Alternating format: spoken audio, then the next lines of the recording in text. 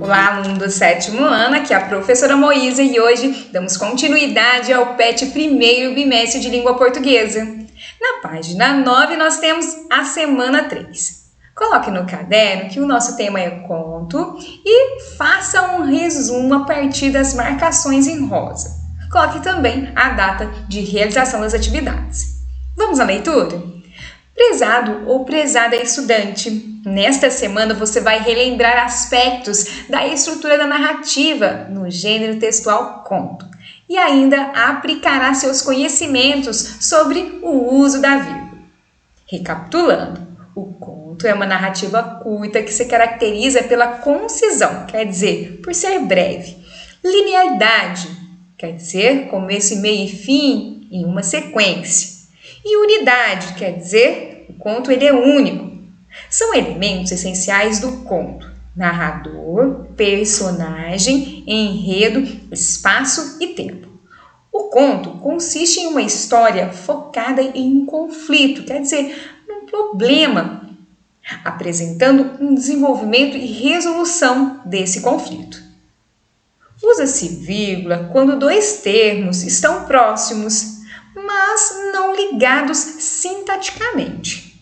Colocada entre duas palavras, a vírgula indica que são vizinhas, mas não interligadas.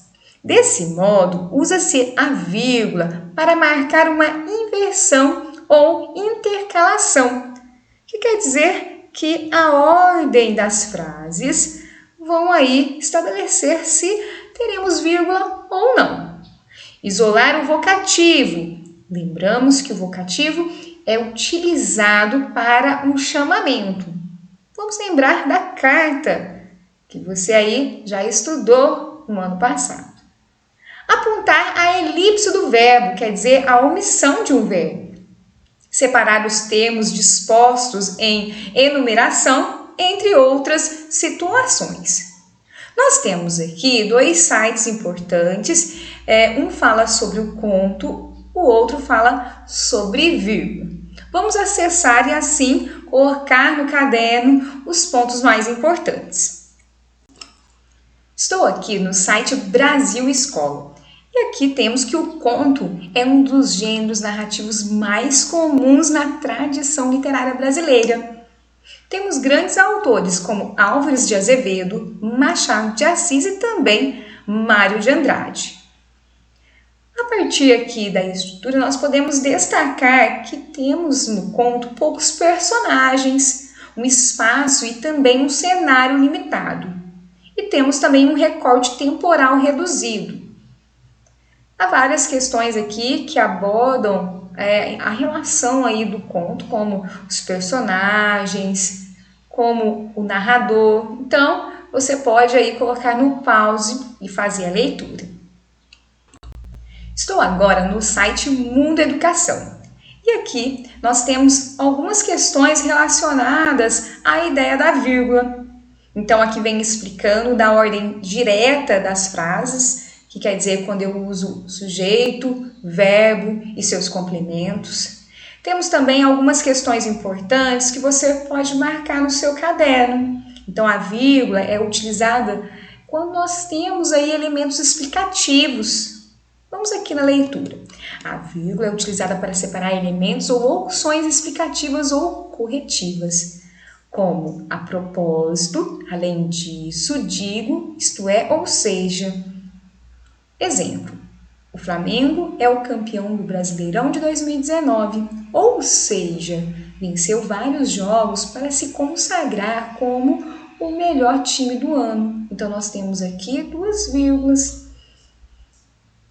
Nós podemos observar também que utilizamos vírgula para a enumeração. Então, como exemplo, temos: ele comprou pães, bolos e rosquinhas para o lanche. Então, temos a vírgula aqui antes da palavra bolos. Nós temos aqui também a ideia do vocativo. Olha o exemplo: Mateus, arrume o seu quarto. Então, essa ideia de chamamento. Então, nós vimos aqui a vírgula depois da palavra Mateus. Temos também as orações coordenadas, matéria que você irá estudar no nono ano. Uma questão muito importante sobre a vírgula é que quando nós temos advérbios, utilizamos a vírgula. Como assim? Por exemplo, hoje estou fazendo atividades de língua portuguesa. Então, hoje é um advérbio de tempo. Então, hoje, vírgula, estou fazendo as atividades de língua portuguesa. Nesse sentido, faça aí a sua leitura, tá, sobre as vírgulas e, caso você queira, coloque no pause e copie esse resumo. Voltando aqui no nosso material, temos as atividades. Leia o conto a seguir para responder às questões que se seguem. O texto se chama Uma Galinha. Eu vou colocar uma narração a partir do YouTube, que no caso vai destacar aí uma obra muito importante de Clarice Lispector.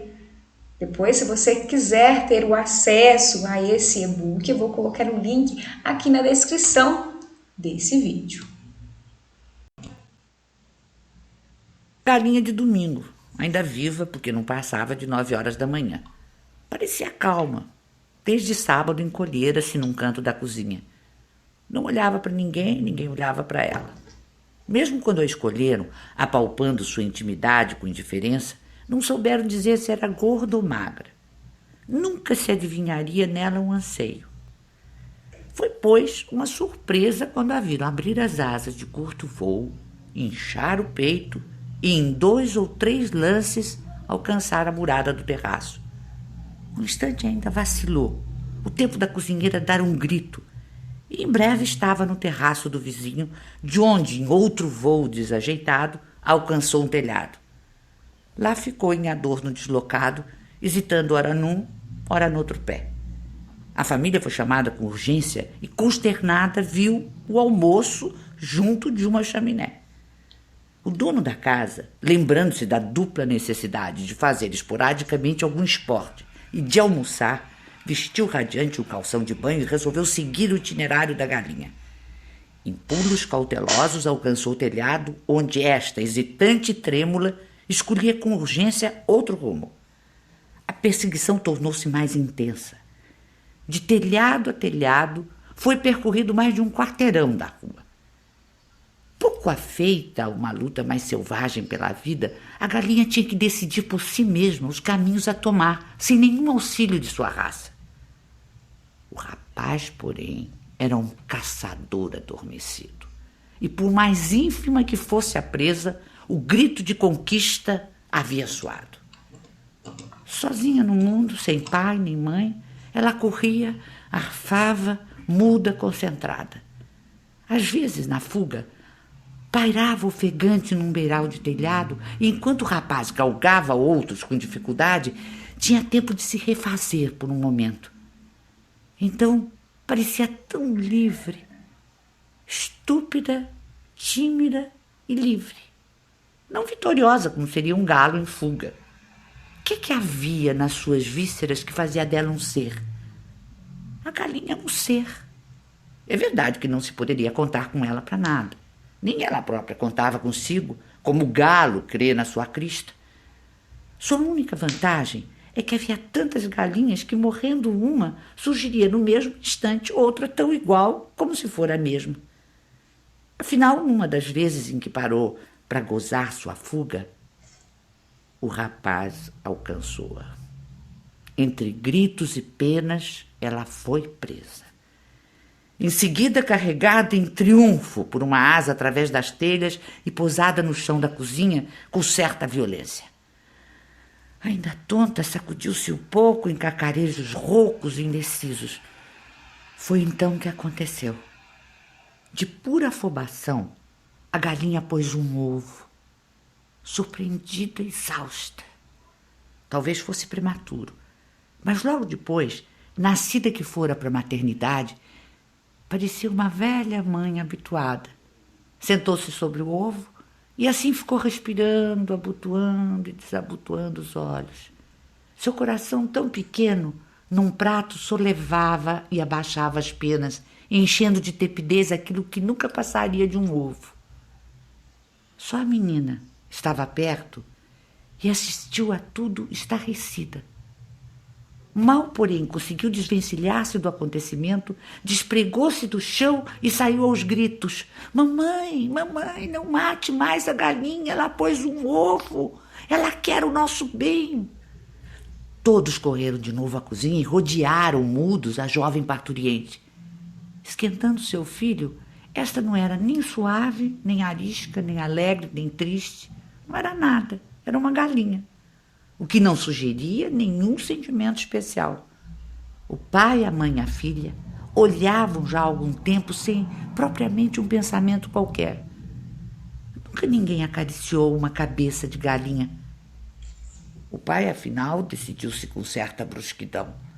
Se você mandar matar esta galinha, nunca mais comerei galinha na minha vida. Eu também, jurou a menina com ardor. A mãe, cansada, deu de ombros. Inconsciente da vida que lhe fora entregue, a galinha passou a morar com a família. A menina, de volta do colégio, jogava a pasta longe sem interromper a corrida para a cozinha. O pai, de vez em quando, ainda se lembrava e dizer que a obriguei a correr naquele estado. A galinha tornara-se a rainha da casa. Todos, menos ela, o sabiam. Continuou entre a cozinha e o terraço dos fundos, usando suas duas capacidades, a de apatia e a do sobressalto. Mas quando todos estavam quietos na casa e pareciam tê-la esquecido, enchia-se de uma pequena coragem, resquícios da grande fuga, e circulava pelo ladrilho, o corpo avançando atrás da cabeça, pausado como num campo, embora a pequena cabeça traísse, mexendo-se rápido e vibrátil com o velho susto de sua espécie já mecanizado. Uma vez ou outra, sempre mais raramente, lembrava de novo a galinha que se recortara contra o ar à beira do telhado, prestes a anunciar. Nestes momentos, enchia os pulmões com o ar impuro da cozinha, e se fosse dado às fêmeas cantar, ela não cantaria, mas ficaria muito mais contente. Embora nem nesses instantes a expressão de sua vazia cabeça se alterasse. Na fuga, no descanso, quando deu à luz ou bicando milho, era uma cabeça de galinha, a mesma que fora desenhada no começo dos séculos. Até que um dia mataram-na, comeram-na. Após ouvirmos essa leitura, temos a atividade 1. O texto Uma Galinha pertence ao gênero narrativo. Identifique o tipo de narrador do conto. Justifique sua resposta. Eu vou lhe apresentar 3 tipos de narrador. Temos um narrador personagem, que no caso é narrado em primeira pessoa. No caso, a primeira pessoa é o eu e o nós. E nesse caso, o narrador é um personagem e participa das ações. Temos o narrador observador, narrado em terceira pessoa. Então, ele ou ela, eles ou elas. Esse tipo de narrador conhece os fatos, porém não participa da ação. E por fim, nós temos o narrador onisciente. Nesse caso, ele conhece todos os personagens, mas a história é narrada em terceira pessoa. No entanto, quando apresenta fluxo de pensamento dos personagens, ela é narrada em primeira pessoa. Voltando aqui no nosso material, eu levei em azul uma parte que lhe ajuda a responder a atividade 1. Então, parecia calma. Então, ela parecia calma. Desde sábado, escolhera-se um canto da cozinha. Não olhava para ninguém. Ninguém olhava para ela. Número 2. Quantas personagens atuam na narrativa? Há uma personagem mais importante que outra? Em caso afirmativo, identifique-a. Então, aqui eu fiz uma marcação em verde para lhe apresentar alguns personagens. Mas perceba que podemos colocar outros. Então, temos aqui a galinha, a cozinheira, o dono da casa. E qual desses é o mais importante? Por quê? Justifique com um trecho do texto, por exemplo. Voltando aqui à atividade 3. Qual fato desencadeia o conflito vivido pela personagem central, que no caso é a galinha, da narrativa lida? Que momento do conto lido representa o clímax, quer dizer, o momento em que o conflito é resolvido? Então, nós vamos aqui observar algumas marcações. Temos o conflito aqui em amarelo, então faça a leitura e faça um resumo nas respostas aí. Continuando, nós temos uma marcação em rosa, que seria essa parte em que o leitor espera, então o clímax.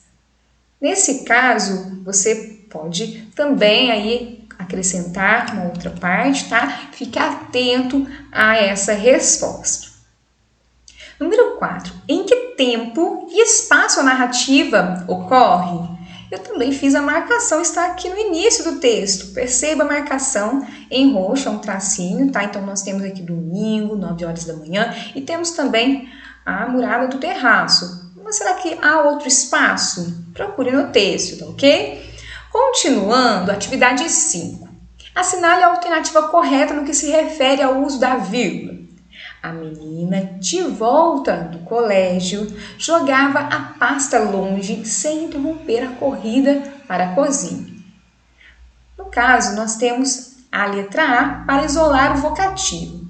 No caso, nós temos aqui uma narração do fato ou um chamamento.